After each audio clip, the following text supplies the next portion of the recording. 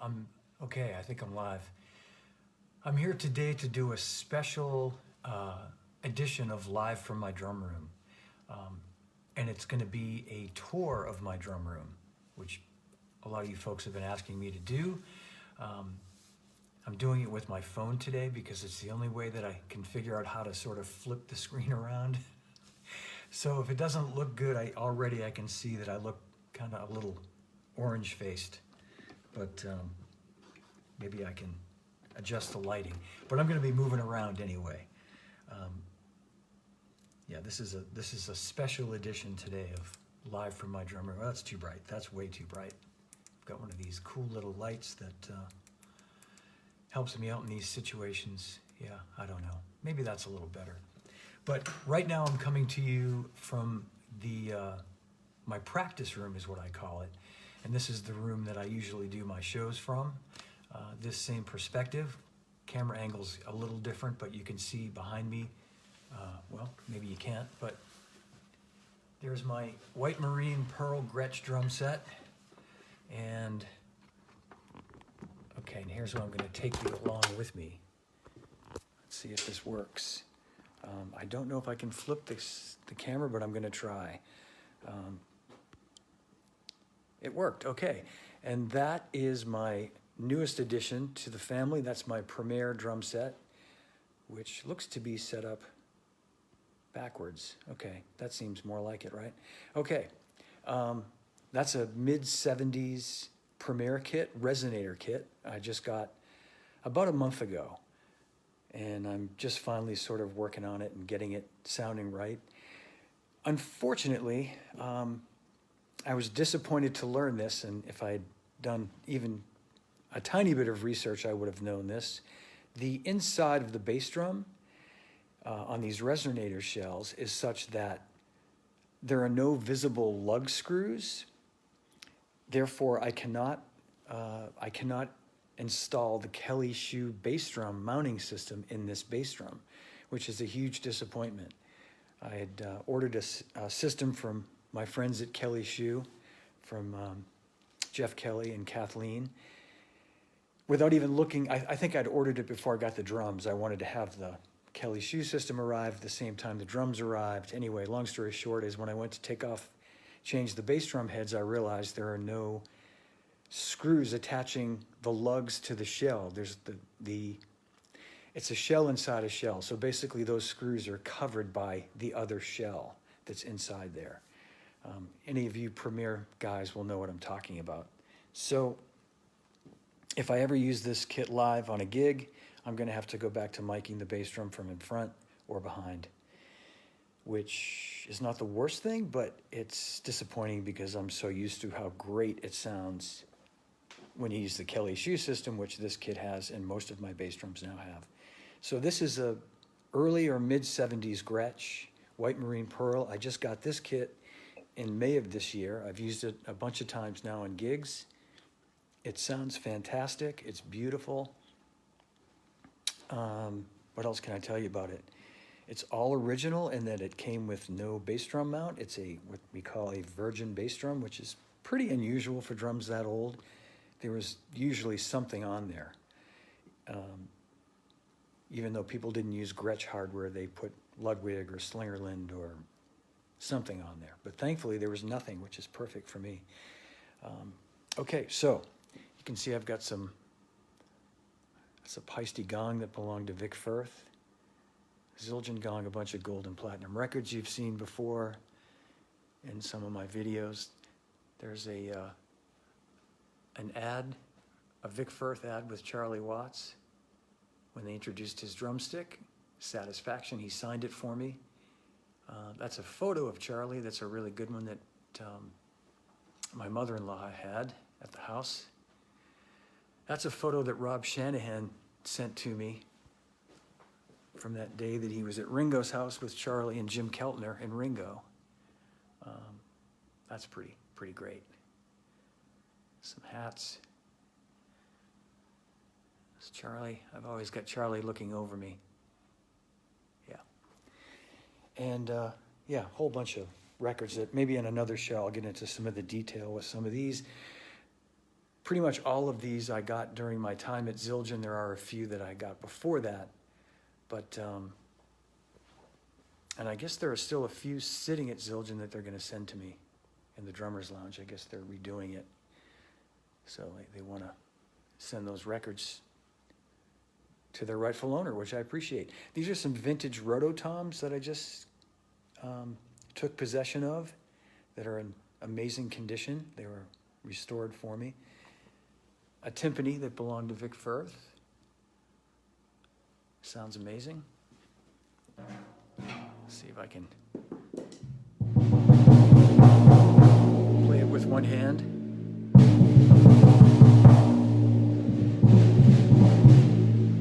Okay, that's the extent of my timpani playing. And this is a very rare item. It's a tunable rototom, timpani rototom. That oh, I should have held on to that timpani mallet. Hold on a second. Back we go. How about this Premier kit? Let's just take a quick look at it. And these are these Italian cymbals called Cascian. They look and sound like Zildjians. I won't tell you what this ride is. Whoops. And that's an A Zildjian. So back over here to the tunable rototom.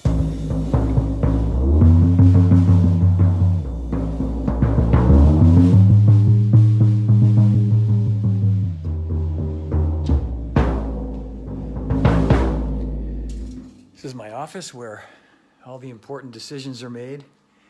I don't spend a whole lot of time in here, but nevertheless, this is my office. It's my award from EU Wurlitzer from 1982. How crazy is that? Too funny. Something from Zildjian. Signed cymbal from Charlie. My little Charlie shrine. Some pics. The late great Chooch McGee's business card. That's pretty cool. This is a 1940s cymbal that Armin Zildjian signed for me.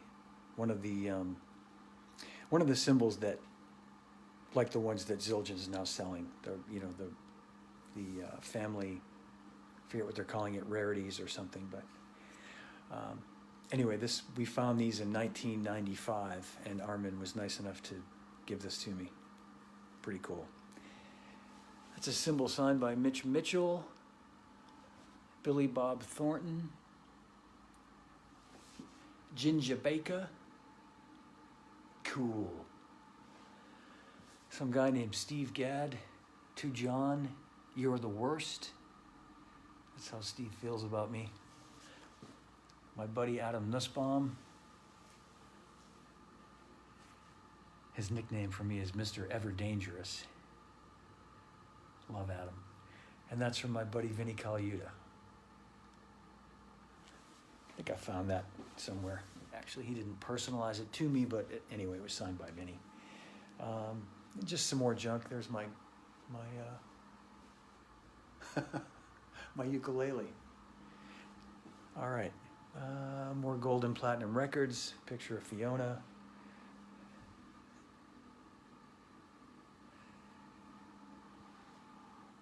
Butch and Sundance. I have them looking over me when I'm here at my desk. Some bongos from LP a long time ago. There's Joe Vitale's book. All right, so let's go into the next room here. So we've seen this room. I did a condensed little tour of this. Oh, I didn't show you my snare drums. These are an assortment of snare drums. There's my beloved Gretsch 24 karat gold plated snare drum, my dream snare. There it is.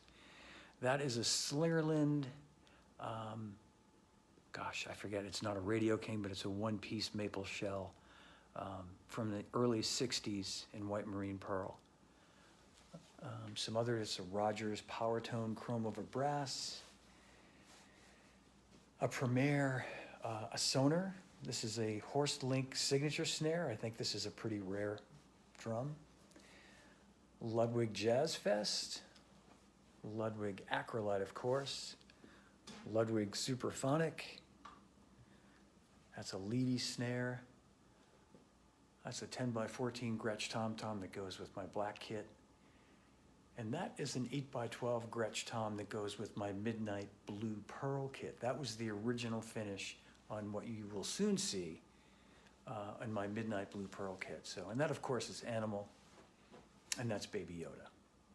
And they're always, you know, here to give me inspiration. So, got a few cymbals here. There's cymbals mixed around, but some old A's. That's an old K right there, 22. Istanbul K, that is, original K. And what else? Okay, so here we have the Rogers holiday kit with the Power Tone snare in black diamond pearl. I bought these locally from a good guy named Tom Evans in the Boston area. Set up left-handed. Beautiful drums. Love these drums. And these also have the Kelly Shoe bass drum system inside. This is a 69 Ludwig. My understanding is it's the last year. It's the transition from the Keystone badge to the Olive badge. These are, in fact, Keystone badge Ludwigs, but they are stamped 1969. And they're famous oyster marine pearl. I saw the great James Gatson on a video playing a kit just like this, not this exact kit, but it was a kit in this finish, and I fell in love with it. And my son helped me find one. These drums sound great. That's a 65 Ludwig Superphonic that's with it. I bought that from Jeff McAllister. This is a very rare little puppy, of course, my Heyman kit, English-made drum set from the early 70s. 4-piece with the matching snare drum.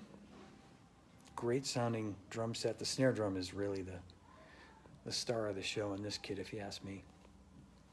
And then moving to the next row, so you've got these 3 kits here, starting with this early 60s Gretsch Aquamarine Pearl. Aqua Satin Flame. The matching snare, 20-inch bass drum, 13 into 16. All those kits back there are 22-inch bass drums, 13, 16 toms. Pretty much all my sets except for, I guess, this one now are those sizes. That, of course, is my Charlie Watts tribute Gretsch kit in natural maple, although this is a stop sign badge. His was a round badge. But this, to the best of my estimation, is about a 69 or a 70 kit with a DW snare drum, matching DW snare drum. That's a 13, 16, 22. Beautiful sounding set of drums. This little beauty you've seen before. This is my 62 round badge, black diamond pearl. You know, speaking of Charlie, very similar to the one that he played in 1969 through about 71. On Get Your Ya-Ya's Out, he played a kit like this. It's a 13, 16, 22. This kit has a matching snare. Charlie was playing the chrome of a brass, of course, at that time, but this has a beautiful sounding wood snare drum with it. So that's Gretsch row number 1. This, of course, is my other baby. Maybe my all-time favorite. I don't know. It's hard to say, but I sure love these drums. These are my black Nitron Gretsch drums, 1972, I believe, 13, 16, 22. You saw there was a 10x14 in the other room that actually came with this set, but I don't ever use it. With this kit, I have a Gretsch 4160 chrome over brass snare with it. Kind of keeps it original to Charlie from that era of the Stones. This kit is a 74 Midnight Blue Pearl kit. Might be a little older than that, but that gold tom you saw in the other room is what all these drums used to be. But my friend Paul Cooper at Gretsch was nice enough to rewrap these in Midnight Blue Pearl, which was my first Gretsch drum set that my dad bought me. So this is a replica of that. It's not the exact kit, but it's a replica. And Paul was nice enough to send me a snare drum to go with it. So that snare drum is newer, but matches perfectly. Again, stop sign badge. These three kits here are stop sign badge Gretsch. Last but not least in Gretsch row is the famous Peacock Flame kit. And again, I did do the research on these. I don't remember the year, but I did look it up in the Gretsch book in their early 70s. It's a 12, 13, 16, 22. I never used the 12. I just put it on there because I have the mount in there and I thought, why not? But I play this as a 4-piece kit, so usually with the 13. Always with the 13, I should say. So this is 12, 13, 16, 22. And with this kit, I have the matching snare. That is a gold wrap over a wood shell. So that is the snare that came with this drum set when it was gold wrap, if that makes sense. That snare goes with these drums. Hope that makes sense. And you might notice that pretty much every one of these kits has its own Gretsch Monster hi-hat.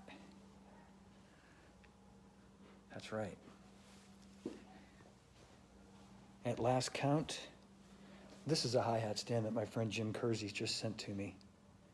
Goes perfectly with these drums. It's a really old Gretsch hi-hat stand, probably early mid-60s.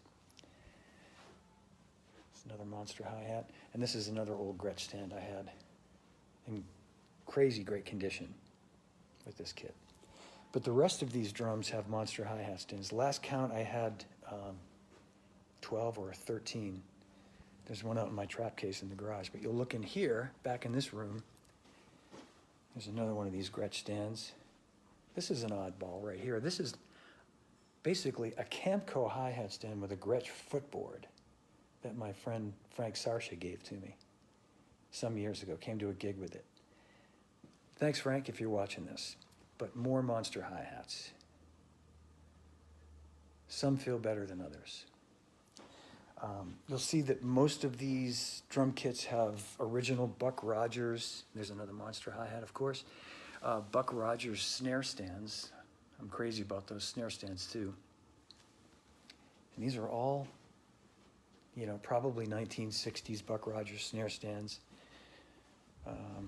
in great condition. These are some Rogers stands I just picked up this summer to go with this Rogers kit. I thought, why not? And I think I'm eventually going to get a Rogers hi-hat stand for this kit. And that's a Ludwig stand. And this kit has 2 Buck Rogers snare stands with it. Let's see. Yeah, it's the little things. How's everybody doing? You hanging in there with me? There's my backyard. A little cloudy out there today. And this guy is a new addition to the room.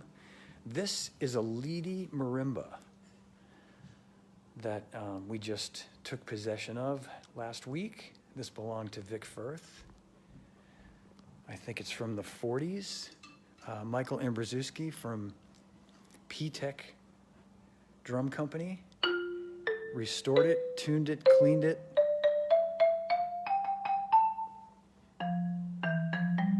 I'm trying to learn under my thumb.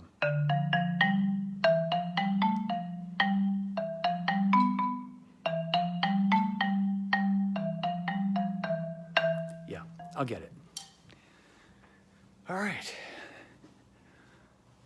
One last look here so you can see. Come down the stairs. There's the marimba. There's all the drum kits.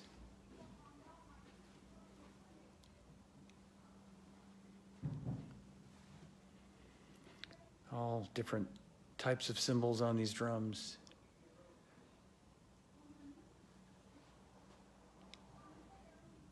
Oh, I don't know if I pointed this out. This was something that the first time I met Ringo in 1995, I had him sign a splash cymbal for me back in the days when he was signing stuff, which was really cool. So he signed that, and then I had it framed into this shadow box with this picture of him. Actually, so then I had this mounted inside there. So that's a pretty cool little piece of Ringo memorabilia. What else? Well, that's the sort of, I don't know if I mentioned this, Premier kit also came with a 10 by 14 tom-tom. So it's a 13, 16, 22 setup with a metal snare drum steel shell. It's not a brass shell, or I don't think it's aluminum. I think it's a steel shell. It sounds great. It did not come with the kit. I got that separately to sort of go with it. And this kit was to replace my dark blue Premier kit that I gave to my son, who loved that drum set from the day that I got it. And it was a Premier Olympic. It was a 20-inch bass drum, a 12 and a 16 with a metal snare. And he just always freaked out about those drums. So this summer I had it on the vineyard. And at the end of the summer, when he came down to visit with Keely and the kids and the grandkids, I said, "It's yours, keep it." And he's been playing the heck out of it ever since.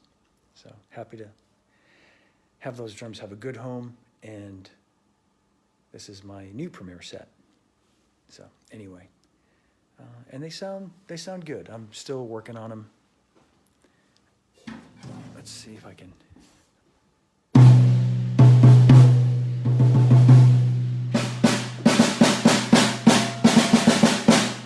Yeah. Just got to figure out the bass drum. Kind of disappointed about that, but all right. Well, what else can I tell you? Let's see if I can flip this back now.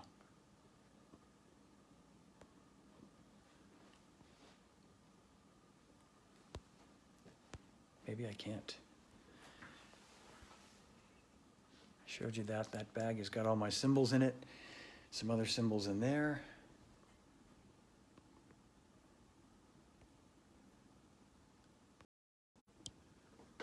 Okay, anyway. Yeah, I think that's it for now. I just didn't want to take too long between shows. I know it's been a while since I've done an episode of Live from my drum room, so I plan to get back into it, have some great guests lined up, have a couple of really special shows lined up or in the process of lining up to pay tribute to Charlie Watts. I can't really say too much about that right now because it's kind of a secret and it's kind of a big deal, but it's going to be great. They're going to be great. Yeah, I think that's about it for now. But I hope you've enjoyed my little tour of the drum room. Let's see, what else can I show you here before I know I'm going to sign off and realize there were more things I wanted to tell you. Or maybe I'll just do this and make everybody really dizzy. Is that making everybody really dizzy? Let's try it this way. Whoa! This is a close-up of the Shure microphone that I use that you see during the shows. It's the MV7, designed for podcasting and, video and stuff like that. And it really is a great mic. I'm not using it right now. I hope you're hearing me on the microphone of the iPhone. I sure hope so. But, yeah. Anyway, yeah, you can see I've got a Zoom L12 mixer that I use to listen to my music when I play. I've got the drums mic'd up. I mix the drums with the music through my headphones, and it's great. Nothing certainly not anything that I've invented or pioneered, because people have been doing this for years. I just finally sort of got caught up with the times. And it's a great way to, if you don't do it, all you drummers, I really recommend it. It's a great way to practice. Listen to your iPhone, you can listen to the music, blend the drums with it so they're not too loud, but they're sort of in the mix. It helps me, it really helps me. to learn songs and to learn the feel and the groove and the time and all that stuff. So, all right. Anyway, thanks for watching. If you've lasted this long, I hope you found this interesting. I'll do it again sometime. I'll get into some more detail. Maybe I'll get a particular drum and talk about it. I could spend all day just talking about that drum just because it's so special. My gold Gretsch. But there's a lot of great drums here. This is a German drum, another drum that belonged to Vic Firth that he gave to me. That's my friend Chris Hart at Remo was nice enough to send me a couple of special size drum heads to fit it, because when I was tuning the bottom head, of course, it pulled out, and a regular Remo bottom head didn't fit it. So Chris, I thought it was metric size, but it was even an odd size from that. So Chris made a couple of special heads, and I really appreciate that. So that was great. Let's see. Yeah, okay, I know I've said this 5 times now, but I really do think that's it. Thanks for watching, everybody. I'll be seeing you soon. Appreciate you watching the show, and we'll see you next time. Peace. Live from my drum room, over and out. I don't even know what episode this is. It's episode something. It's the next one after the last one I did. That's it. See you soon. Bye.